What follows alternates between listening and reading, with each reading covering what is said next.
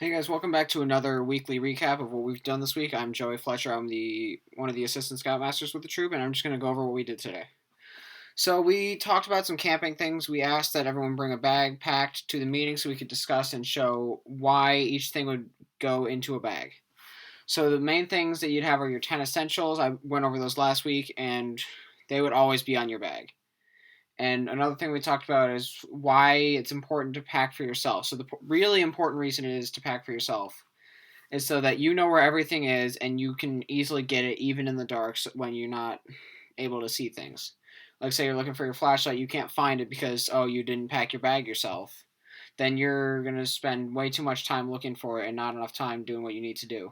And that could not end up very well. So it's really important that every scout packs his or her own bag. So we encourage that parents, you can help help with the organizing of everything, like on a bed or on a table or something, but the scout has to pack his own bag. We want to make sure that they know where everything is and they can find everything without having to scramble around for way too long. And that way they make sure they know that they have everything. It's helpful to have a checklist and have parents helping check off, but they are the ultimate call on what does and doesn't get packed. So the scout has to be the one packing his own bag.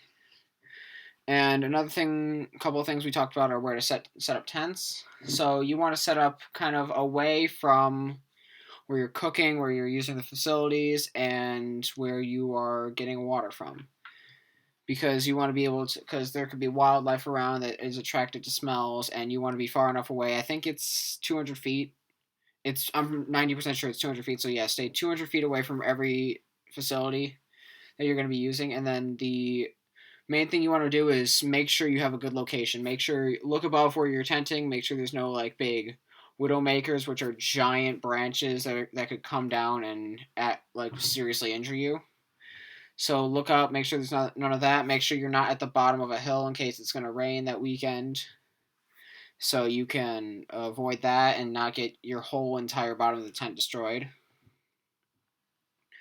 And then finally, make sure you have just generally a comfortable area, like relatively flat, no big rocks or roots or anything like that.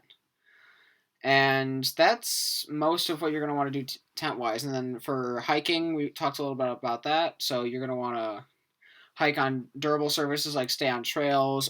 Make sure you don't leave trash, leave anything that's not supposed to be there. Like take only pictures, leave only footprints. Like say you see a cool deer skull, like I saw one once hiking a couple of years ago. It was really tempting to take it because I wanted to have a souvenir, but I knew that other people would want to see that, so we don't want to take that and ruin the experience for everyone else.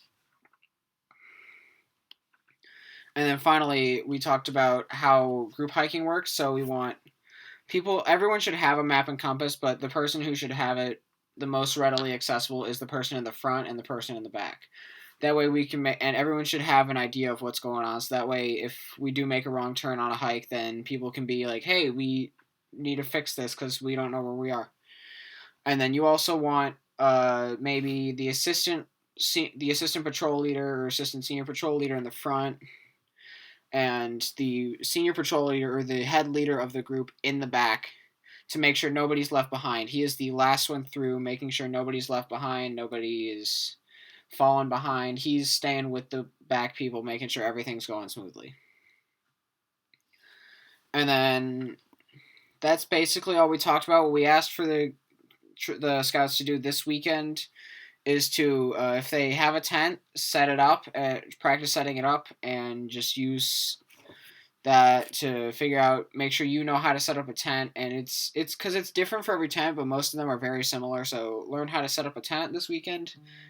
And we also have office hours. I'm running those, or Ben and I are running those every Thursday. From anytime between 4 and 7, you get a half hour slot. Just come in. It's a good chance to sign off requirements because we don't like to sign off requirements that everyone does as a group. We want to see that each individual scout knows how to do each requirement so that they're not just getting credit for things that they don't know how to do, because that's not a great way to run things. So please sign up for those, as that's how we're going to conduct signing off requirements. And seeing as I have nothing else, that's basically all we've done this week. Make sure you practice setting up tents, sign up for the office hours, and that's about it. I will see you all on Tuesday.